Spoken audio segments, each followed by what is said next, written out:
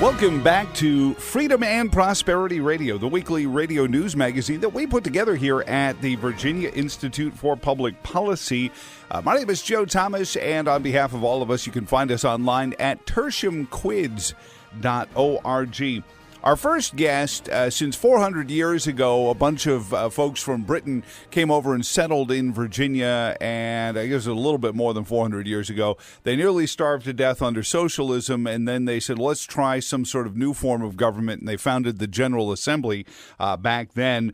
Britain and Virginia have had a lot in common. And joining us now, managing editor of Liberty Nation on from the UK, Mark Angelides. Mark, thank you for joining us this week and taking us inside Brexit. How are you doing today, sir? I'm very well, thank you, Joe. Pleasure to be on the radio. So I was surprised to find out that just voting for something isn't as easy as it seems like. The British population voted into support of Britain leaving the European Union, a union that they weren't even part of at the onset. They joined later on. So it's puzzled me for some time, and a friend of mine suggested that perhaps the issue confounding the British Parliament regarding Brexit is the Northern Ireland issue yet again. Is that true? It hadn't struck me that joining the EU would have sort of, in a passive way, sort of reunited Ireland for a time being, and that's what's being negotiated, or is there other stuff that is part of this whole negotiation that they can't seem to get right? Well, there's actually, it's what we call a canard in the UK. It's a bit of a misdirection. Okay. You see, the actual process of leaving the European Union should be quite easy. That there's really not a whole lot to it, because after 40 years together, much of the regulation is already aligned with one another. So flipping over to any kind of trade arrangement should be pretty easy in terms of standards. But the Northern Ireland question, this was actually, it's suspected that this was really a ploy to try and trap Britain within the European Union. And it's really not something that should be an issue, because the European Union itself has no rights nor intentions to put up what they call a solid border between the Republic of Ireland and Northern Ireland. Mm-hmm. Britain has stated quite categorically, due to the Good Friday Agreement that we have, that we would not put up a hard border. And the Taoiseach in Ireland has also said that they would not put up a hard border. So really, there's nobody to actually put up a border, unless, obviously, Donald Trump wants to come over and do it for them. But, yeah, there's really no need for a border, in fact. The EU itself has actually said that all of these things can be managed digitally, that there's really not much difference from what's happening now to what would happen after we presumably leave, in terms of the different currencies that exist on both sides of the border, taxations that are already different on both sides of the border. It really shouldn't make much difference. So it's pretty much a canard. So as somebody who's been speaking perhaps as eloquently as Edmund Burke was many years ago towards the just logic of liberty versus the that's not how we do things here mentality of what I gather from my reading over the EU, that there is just an intractability about process and bureaucracy, and it's really damaging many of the EU members anyway, never mind Britain trying to get out of it.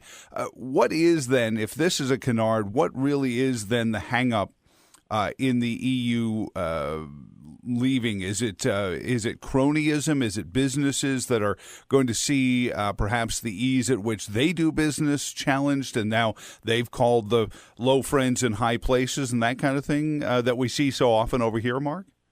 Well, certainly there's an element of globalism affecting the actual ability for the UK to leave. There's, as you know, large global multinational corporations would rather have complete standardization across the board. But the real issue is more than anything else, it's a lack of political will. And this is the main crux of it. There's nobody within the British Houses of Parliament, either the upper house or the lower house, who really wants to leave the European Union. If there were, we could have left the day after we voted for Brexit. It really would have been that simple. This is all about trying to, as we call it here, we call it Brino, Brexit in name only. It's a term I'm sure you're almost familiar with. Yeah. But yeah, it's very much a question of trying to present to an electorate that we have left without actually leaving. And that's really the issue of it. It's a political will problem more than a bureaucracy problem, more than a business tariffs problem. Well, it seems like self-interest would motivate a member of especially the lower house, to not want to be EU, because that would make your position as a member of Parliament that much more important, rather than just a functionary of a greater, semi-global, government of other governments. Yes, I mean, on the surface, that does seem like a fair assessment. However, many of the parliamentarians are looking at careers after Parliament. And this would involve the gold-plated pensions of the European Union, different jobs in various think tanks related to the European Union, all sorts of things that essentially give them a career for life. And talking about the upper house as well, you have members of the House of Lords that have worked within the European Parliament and within the European Commission, and they have a pension. And these pensions are very, very generous, of course, paid for by the British taxpayer. Of course. But of course, their pensions are tied to a proviso, and that proviso is that they always take the side of the EU. So these are people not working in the interest of the nation, it's working in the interest of their own pockets. Oh, my God. That's... Yeah, it's quite shocking, isn't it? That's almost criminal. I can't believe what you're describing is perhaps one of the most malpractice statements I've ever heard in representative government. I can't believe that somebody would sign that. Now, to me, the House of Lords has always been the landed gentry. These are folks who shouldn't, honestly, given the fact that they're landed and titled, shouldn't need a pension. These are some of the wealthiest in England, aren't they? That used to be true, but what's happened is, through various forms of cronyism, the House of Lords has been stuffed with various political appointments by the previous two governments, the Conservative and the Labour Party. And so you have, for example, you have the former Prime Minister David Cameron's hairdresser is now in the House of Lords. What? Oh my God. Yeah, I know. It sounds like almost a comedic skit, but... That's it. Of course, there are other people with more pertinent skills in there, but many are now political appointments. And this is the difference. So what used to be, as you say, it's the landed gentry who wouldn't need to take bribes, who wouldn't need to be involved in feathering their own nest. Many of these people are gone, and now we have political appointments in place who are career politicians without having been elected. And don't have to worry about getting reelected or go back to their electorate and say, hey, here's what I've done so far to you and for you. I don't know if you've ever read Douglas Adams. I've read almost everything he's ever written, and this is almost playing out like a Douglas Adams book, short of the telephone sanitizers. Mark Angelides is on with us. He's the managing editor of Liberty Nation, libertynation.com. So what is the Vox Populi? I mean, I worry that these folks are overplaying their electorate hands. I sort of hear the same attitude that we hear from the American politicians that are talking about eliminating our electoral college because the rubes in the central part of the country were dumb enough to get fooled by Russian Facebook pages and things like that. It almost sounds like the members of Parliament are looking at their voters and saying, you guys just aren't smart enough to get why we have to stay in the European Union. Is there a danger that there's going to be an uprising from this? Well, the British personality never really goes in for the major uprising. It hasn't really. We haven't really had one, I guess, since Oliver Cromwell's time. But and then before that, Jack Cade, I guess.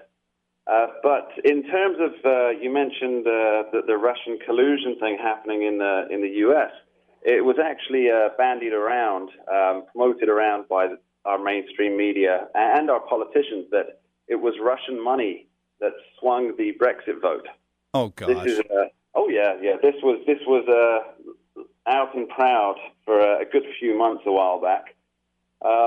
But yeah, the general consensus of Parliament seems to be, and this is promoted at every opportunity, that the British people didn't know what they were voting for when they voted for Brexit.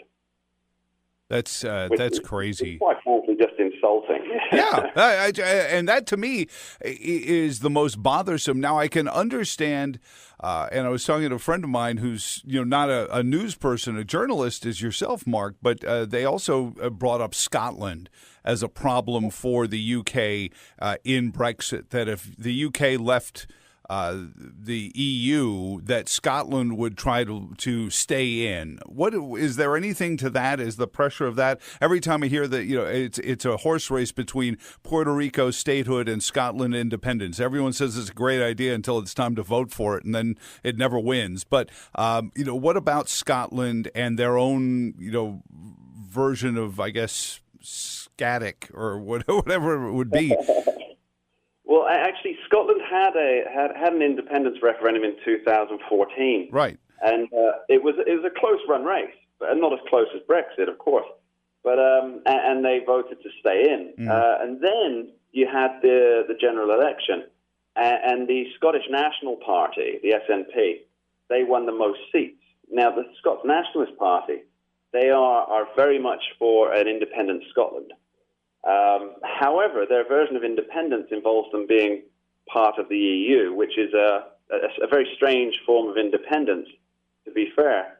Now, if Britain does, in fact, end up leaving the EU, this will give the Scots National leader, Nicola Sturgeon, it will give her an opportunity to call for another in-and-out referendum. Mm-hmm. I can't see it actually taking place, though, because more people voted within Scotland. More people voted to leave the EU than voted for Scotland leaving the United Kingdom. That's awkward. So there's quite a swath of voters that would like to be independent from the European Union, but without being independent from the United Kingdom. I think it's pretty much it'll be a tight race, but a no-starter. What about the North Sea oil? Is that an issue with Brexit? As far as the European Union is concerned, I can imagine the North Sea oil would be an issue where the EU would want to keep Britain in just to keep the oil revenues coming in. What about that? Well, there's no denying that the North Sea oil is a big industry. I think adjusting for inflation, it's probably about $300 billion over the last 4 decades. Which is a lot of money. And obviously with the new reserves coming out, being found all the time and new ways of extracting that, it looks like there could be another 40 years worth of oil there. Now, it kind of links in with the last question with Scotland, because a large proportion of those North Sea reserves would fall under Scottish waters. So at present they're under the UK waters, but they would fall under the Scottish waters. So if it all stays together and Britain stays within the EU, then things will carry on very much the same. However, if they leave, there will be there'll certainly be a fight over access to these waters. Especially, it's not so much, in fact, about the oil. The fishing waters seem to be a more important issue for the EU. Much more traditional, yeah. Yeah, there's the common fisheries policy, which allows European trawlers and fishing vessels access and quotas within British waters, and that's a much larger issue than the North Sea oil reserves. So, Mark, what about the role of the United States government? The president it runs hot and cold on this story. It seems like at some points the president is all for standing with the idea of the Brexit, and then just sort of, takes a much more reasoned approach, believe it or not, and says we're waiting to see what Parliament can do, and just watching and waiting. Is there anything we can do here in the United States to help this along, or is it a better case of, keep our nose out and just be ready to support the industries of Britain when it happens? Well, I remember Barack Obama coming over and suggesting that we stay in the EU, and that gave, as Nigel Farage often points out, that gave the Leave vote a 2% bump, which was much appreciated.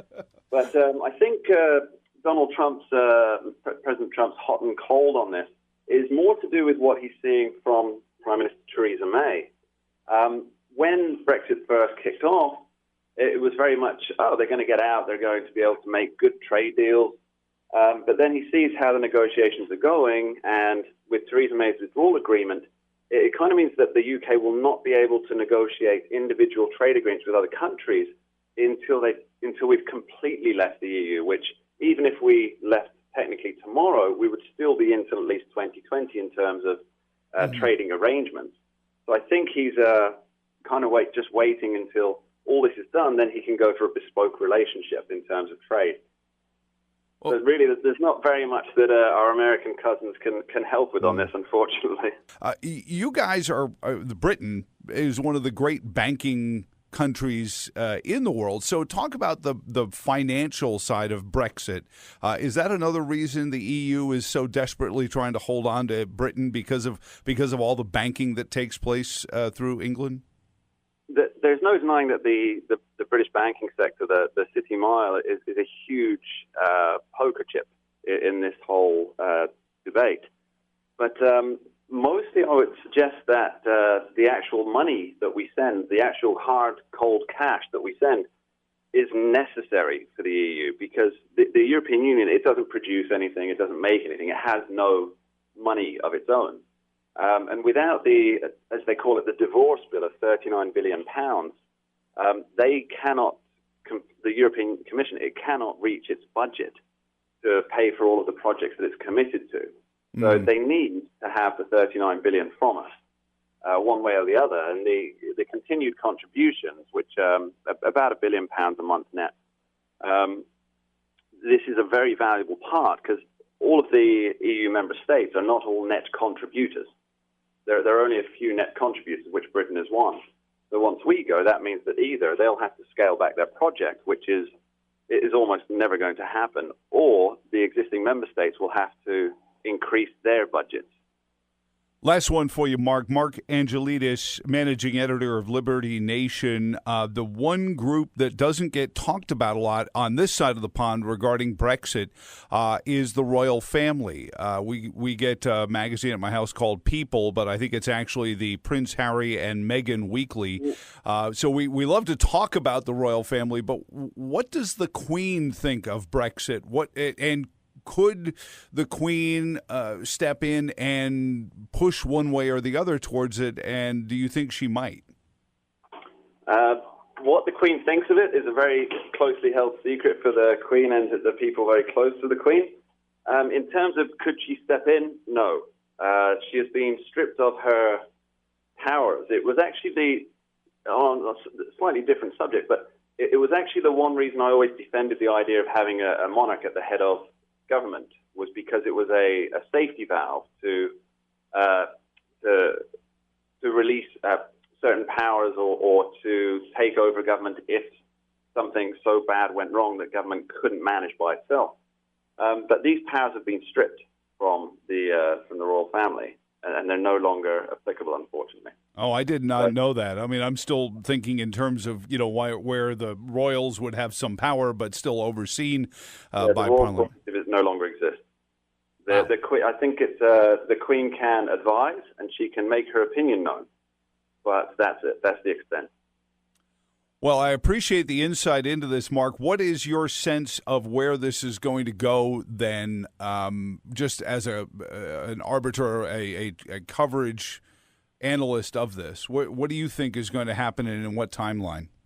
Okay. Okay, well, this is the big question, because today I'm actually waiting on an announcement from Theresa May, the Prime Minister, on whether the UK will be taking part in the EU elections on May 23rd through 26th. And today is the deadline for her to announce. And if we're going to stay in the EU beyond June the 1st, then we have to have these elections. If, however, she has a plan to extricate us beforehand, then we don't. So it's very much, today is very much the indicator. But Mr. Nigel Farage has formed himself a new party called the Brexit Party, which already in the bookmakers, the gambling odds, have as almost certain to win the most amount of British seats within the EU elections if they go ahead, which is a very strong signal to the government that the country is leaning towards a no-deal Brexit, as they call it. So we'll know more by the end of the day, unfortunately. Well, that's all right. I appreciate it, Mark, and I'm going to get my long distance calling features fixed up here so we can chat with you again about it as this becomes more evident. I appreciate it, and let me know, and we'll have you back on to kind of take it in. But that Nigel Farage part of it, I didn't realize that if the Brexit Party wins seats in the European Union, that's going to get a little awkward. Oh yeah, very much so. It's going to cause pure chaos in the UK, in a good way, constructive chaos. Chaos is good because it keeps the government from having too much to say. Ask Zaphod Beeblebrox. Anyway, Mark, thank you, sir. We have a great chat, and again, you can read his stuff at libertynation.com. We'll talk to you again very soon, sir. Thanks very much, Joe. Take care. Cheers. Welcome back to this week's edition of Freedom and Prosperity Radio. Having just spent the first half of the program talking about Brexit, makes me of the mind that Mick Jagger, who last time I checked is a fairly notable member of the British community, skipped the Britain's health services to come have his heart bypass surgery done here in the United States. I wonder if Bernie Sanders is a Rolling Stones fan. Let's talk to Ross Marchand a little bit about this. Ross Marchand is the Director of Policy for the Taxpayers Protection Alliance, and God bless you for being there for us, because I feel like fewer and fewer people are on our side as the taxpayers become the villains of every new play that comes out from a politician's mouth. Ross, how are you doing this week? Good. Glad to be back on your show. And yeah, no, absolutely. Every single proposal that comes out, what's going to be the impact on taxpayers? The world will never know. Right, and there's some taxpayer group out there that isn't paying their fair share, and we're going to go get them, darn it, and round up the boys, and let's head to the hills. We know those taxpayers are hiding out there. It's almost like these guys are trying to play a role in some live production of an Ayn Rand book because, we've all disappeared and we're not paying our fair share because we've pulled out of the economy, and they've got to go find us and get our money. Otherwise, how are they going to pay for Medicare for all or whatever else the government's supposed to pay for these days? It's classic, but it's frightening that we know so little about society that we actually believe this kind of junk could work. Right. You see Senator Sanders last week unveiled his Medicare for all bill, and very, very detailed about the benefits it would provide. By the way, much more generous than the failed Canadian system or any of the Western European systems. But what part was it most vague on? How are we going to pay for it? Mm-hmm. Now, Bernie said, hey, we're going to tax the millionaire and billionaire class through an extreme wealth tax. What does that even mean? I know. I have no idea since they already pay. Even Andrew Cuomo has spoken in defense of, taxing the wealthy too much. And if you forced any member of the Cuomo family to speak in defense of rich taxpayers, aside from the fact that he and his dad and his brother really are rich taxpayers, it is a shocking moment politically anyway. Oh, absolutely. Right. And there's no immediate from the base, from the Democratic base. There's no sort of attempt to say, hey, what's going on? How are we going to pay for it? But it will come back to bite them once they have some explaining to do, and once they actually have to get down to the nitty-gritty of these proposals. People are naturally going to ask, how are we going to pay for it? And the taxpayers are going to pay for it, and customers are going to pay in the form of lower quality health care. Is that the problem with economic debate in political arguments, Ross? Is that we're discussing theory rather than facts? You go to a group of people who are poor and they can't, they're struggling to pay their rent and they're struggling to pay and they're working a minimum wage job doing overnights at a convenience store, or they're worried that their kids are going to wind up muling for MS-13 because they can't find a job better than the fast food restaurant in their neighborhood because they've driven all the other jobs out.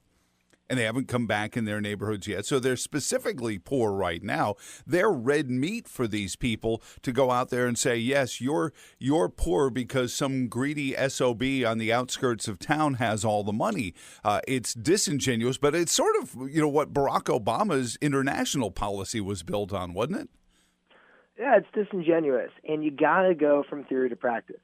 The theory is you could talk all day long until you're blue in the face about supply and demand. Right? And as an economist by training, people talk about that all the time within that discipline. And they say, oh, well, the supply curve and the demand curve, they achieve equilibrium at this rate. That is not the conversation you want to have with people. People want to know how they're going to get food on the table and how they're going to get health care for their families. That's right. And one way you could talk about that and bring that into the real world with health care especially is you could talk about real world examples of government-run health care gone awry. And one example, you don't even have to look overseas. You don't even have to look north to Canada. Just look at the National Indian Service. The Native Americans have been receiving government-backed health care for a long time now. And how has that been working out for them? Not so great. Their health is always substandard, and their hospitals are always understaffed. That's a great point. I hadn't even thought about that. We usually just run to the VA to point to it, but you have brought a whole new level of pain to this discussion. The worry I have, and I've talked to a lot of political leftists. I have a lot of dear friends who are just Democrats because, it's like growing up in New York City and being a Yankee fan in some of our parts of Virginia, and they don't get the ideological part. But when I talk to ideological people, they'll pick up on the Native, and they'll go off on the whole tangent of saying, well, yeah, what about the Native Americans? And they won't go back and actually go through the nuts and bolts of a healthcare system. It has led me to, and I'm scribbling notes furiously over the last 6 or 8 months. I'm going to write a book about Munchausen's by government proxy because the government seems to make the problem and then insist they're the only ones who can fix it. And I want to circle back to that, but let's take apart Bernie Sanders' out-of-control populism. How long, if Bernie Sanders was elected president and he had a Democrat Senate and a Democrat House of Representatives and could do all of this stuff with the snap of a finger, how long would it be before we really started to see the pain and suffering of a Venezuela or someplace else in your mind, Ross? If Bernie Sanders was to get everything he wanted in November of 2020 and by March of 2021, we have Medicare for all? Unfortunately, it would happen very quickly. And the first major problem that happens once this hypothetical thing is signed, passed into law, is what are you going to do about how you pay doctors, right, and how you pay medical providers? Now, the U.S., doctors make a very nice living. They do things and they provide value to the health and the lives of patients that pretty much no other discipline can do. And Bernie has talked about this in the past, and he said one very important way that you bring fiscal order, you bring financial stability to the healthcare system is you need to cut the rates that doctors are paid. So what's probably going to happen with this Medicare for All proposal is overnight, doctors' pay is going to be cut. And you already have a huge shortage of doctors.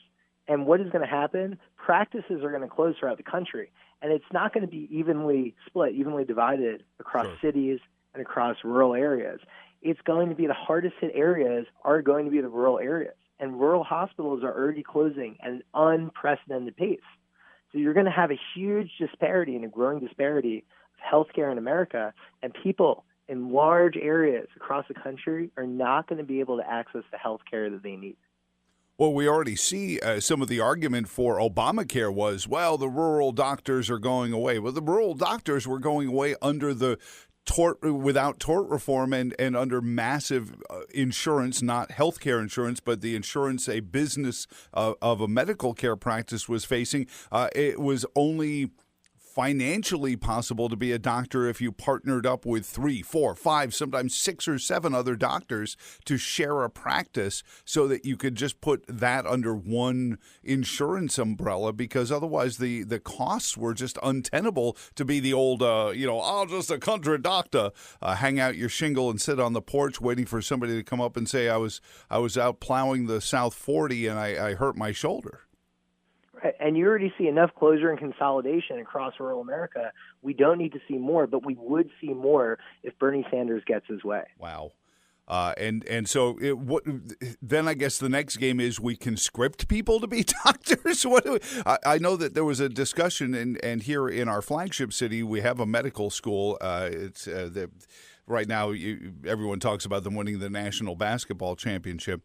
But our medical school was already preparing to teach a new level of triage doctor. That there were going to become, under Obamacare, 3 tiers of medical care. There was going to be the primary care physician, which was ostensibly going to be an intake nurse or a triage specialist. He would be considered, or she would be considered, a doctor, but would not be permitted to do anything more than your basic checkups, and then perhaps refer you to the specialist class of doctors, which is what we today would consider our general practitioners. So you're really just creating a new, cooler way of calling a triage nurse, we'll call you a doctor now. Is that where we're going? Is we're going to dumb down the medical profession?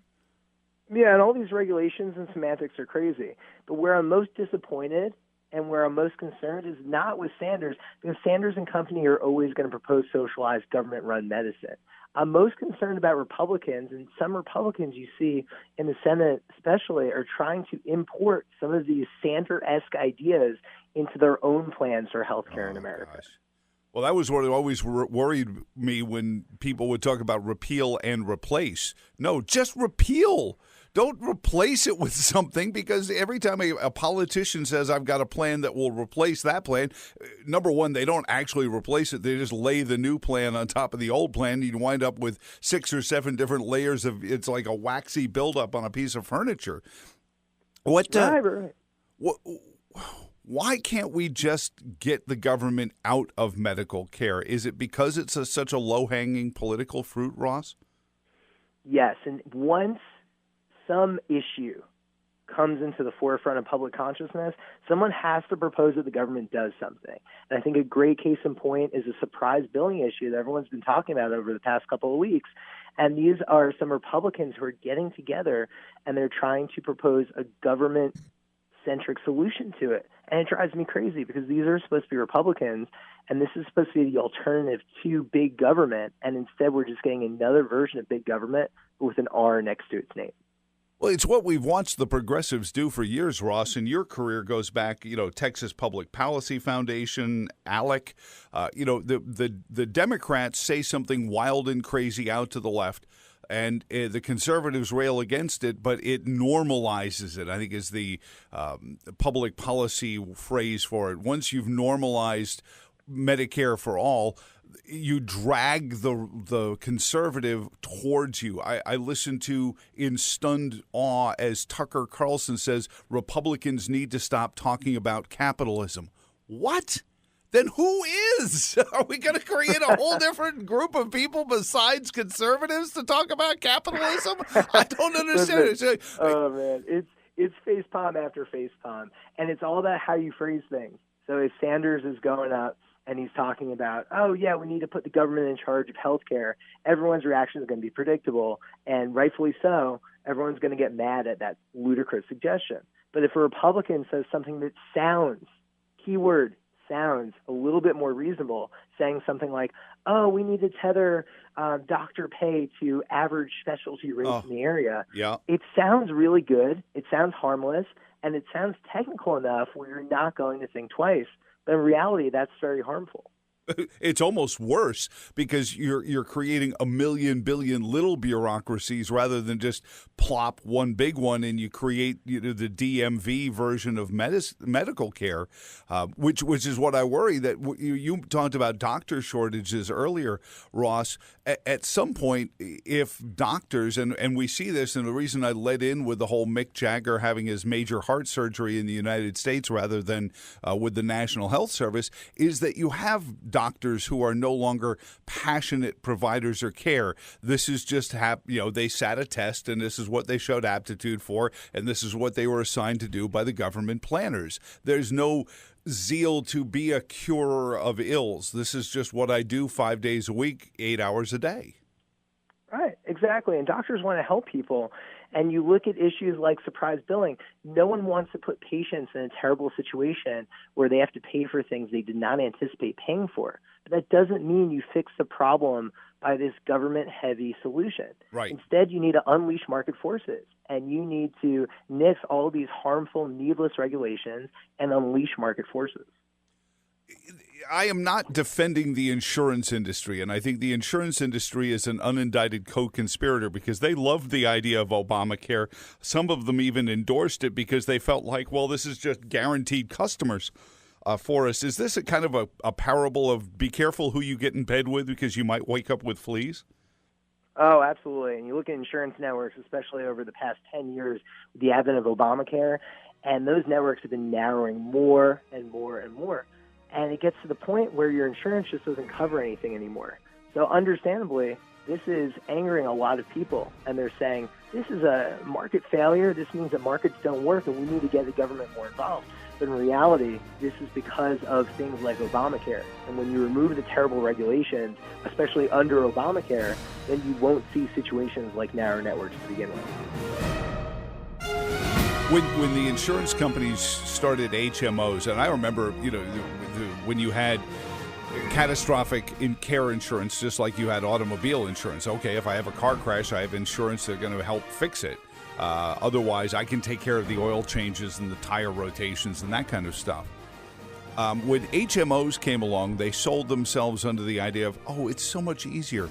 Join our club, and we'll give you a card, and then you can just see whoever you want, whenever you want. No more paperwork. And of course, they vilified the private insurance companies as being these greedy people who were just trying to take your money and not give it back, which is actually, ironically, what the HMOs have become. And the only group that's better at it than HMOs at taking your money and not giving it back to you is the government.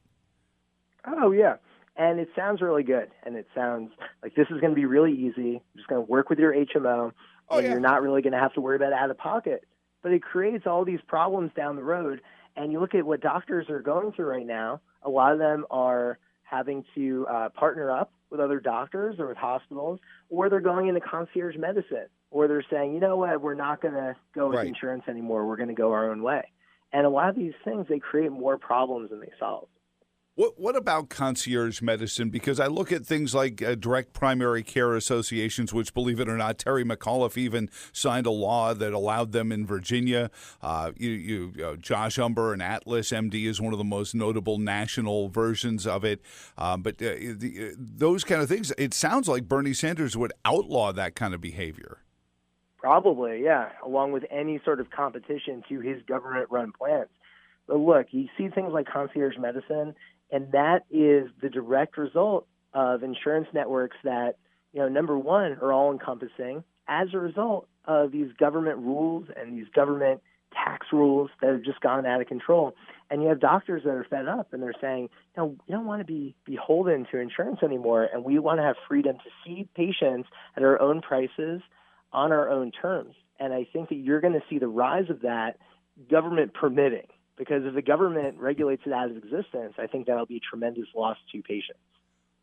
Ross Marchand is on with us, and I appreciate you taking some time out with us, Ross. Of course, with the Taxpayers Protection Alliance, has the average American gotten to the point where they realize how much they lose each week or each month from their paychecks, and have started to do the math that if I just saved that by myself, and again, Munchausen's by government syndrome. The government says, sure, you can have a health savings account. You just have to disburse it within 2 years. You can't just keep saving it. Oh, why would somebody just want to keep saving money? If we really created a scenario where your health savings account was just like a 401k, and businesses could set them up like 401ks, I think, number one, you fix our health care issues. But number two, you also fix Social Security and the actual Medicare issues of seniors who, by the time they're 65, have so much money saved up in their health savings account that they can actually pay for their own kids, their grandkids' health care if they need to, because they've been saving it since they were 30 and now they're 65 or 70. Yeah, if you expand those tax-free savings accounts, and this is the most important part, if you let it go towards places and towards priorities that patients deem to be right for them, then you're good to go. And I think that takes an important step towards a healthier healthcare sector that's more affordable and actually gives patients what they want. So, Ross, at the end of the day, we talked about normalization. And is Bernie Sanders really the guy who's doing this, or is his job here to take this year and two to normalize the discussion and, as you pointed out, drag some Republicans like Susan Collins into the camp of, well, we could do a Republican version of this, I think, and sit down with the U.S. Chamber of Commerce while they're doing amnesty for the illegals, come up with some, there's something where the businesses and the insurance companies all like it too. And all of a sudden, I start to hear things that I remember railing against. Hillary Clinton was going to do a cabinet full of insurance companies overseeing national health care, and everyone railed against it in 1994. And it sounds like this is the Republican plan now, is Hillary Care. Hey, oldest sales trick in the book. You get your foot in the door and you have this outrageous offer that everyone says, no, that's ridiculous, it's impossible. And then the next guy, he says, okay, you know what? My offer is a little bit more reasonable. If you took a step back, you would say, oh, that still sounds ridiculous. But you're comparing it to that first outrageous offer from the first salesman who comes on by. And you're going to say, oh, that sounds reasonable. Bernie is the fall guy. Everything else that comes after his ludicrous, over-the-top, government-centric proposals will sound reasonable by comparison, and that's the key.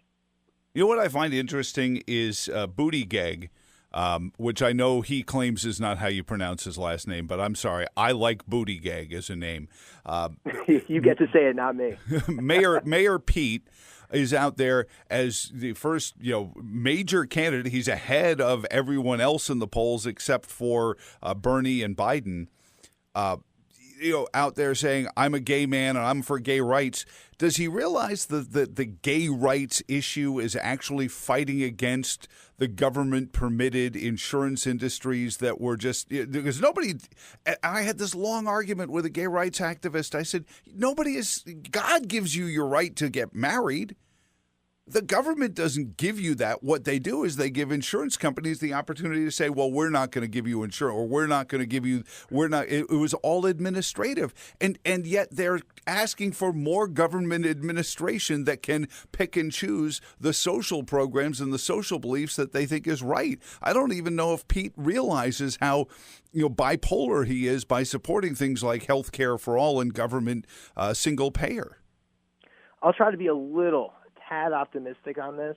Something that I find a little bit of hope with this Democratic primary process, more so than ever before, is the Dems finally have a little bit of intellectual discussion rather than just, oh, you're liberal, I'm more liberal. There's a little bit of that. At least, at the very, very least, you have Andrew Yang, you have Mayor Pete, and they all have, somewhat different ideas, something to talk about for sure, and I'm really looking forward to the primary debating season, but healthcare, no, not really. I mean, it's just Medicare for all, Medicare for all, Medicare for all. You have slightly different approaches to it, but in the end, it's all government all the time. Right, and Bernie has been the lag putter. He's shown them the break in the green, and now they're all kind of trying to follow him in it. Ross Marchand is Director of Policy for the Taxpayers Protection Alliance. That said, President Trump, health care, Where is he on this, since right now the Democrats are sucking all the air out of the room? He's going so far. I mean, positive signs in a free market direction. Now, listen, there's no one road forward, right? The road forward, the road to progress is full of zigzags and about faces. But listen, I think overall Trump is pro-free market, just in general, number one, but number two when it comes to health care. But how he responds to, let's say, surprise billing legislation, which, as I told you before, Republicans are taking the lead on, that's going to be huge. Because unless we have a free market approach to this very real issue, then we're just going to see more and more government control of medicine. And I think that any sort of surprise billing legislation that we're talking about now is just a foot in the door to more government control. Ross, thank you so much for your visit this week on Freedom and Prosperity Radio. Again, you can find them online at you read his stuff at Real Clear Politics. What is the Taxpayer Protection Alliance website? ProtectingTaxpayers.org. Thank you so much, sir, and you have a wonderful Easter. Thanks, same to you. And for you, God bless all, and understand the sacrifices that so many, including the Almighty, has made for us, and celebrate the family this Easter weekend, the resurrection. Understand that the kid from Galilee did all that work without cathedrals, so while the news coverage says, what does the damage to Notre Dame do to the Catholics? Understand that faith doesn't come from a building. The building celebrates the faith. Until then, so long, and thanks for all the fish. Thanks for all the fish. Thanks for all the fish. Thanks for